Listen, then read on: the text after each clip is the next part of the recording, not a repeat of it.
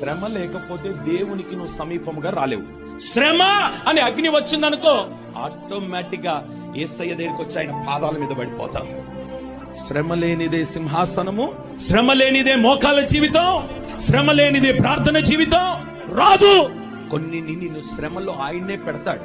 ఎందుకు పెడతాడనంటే నువ్వు కాస్త దూరంగా ఉన్నావు, ఆయనకు దగ్గర తీసుకొని రావడానికి అడ్డుగా ఏమున్నాయో వాటిని ఆయన తొలగించి నిన్ను దగ్గరికి తీసుకొచ్చుకుంటాడు. ఒంటరి వానిగా చేసేస్తాడు. ఎప్పుడైతే నువ్వు ఒంటరి వాడు అవుతావో, నిన్నటి వరకు నీ ప్రక్కన కూర్చొని తిన్నవారు కూడా నేను పలకరించరు. నీ తల్లి నీ తండ్రి కూడా నీ దగ్గరకు వచ్చి నీతో మాట్లాడరు. కుటుంబం అంతా నేను దూరం పెట్టడం ప్రారంభిస్తుంది. ఎందుకొరకో తెలుసా? ఆ ఒంటరితనములోనే నువ్వు దేవునితో మాట్లాడాలని.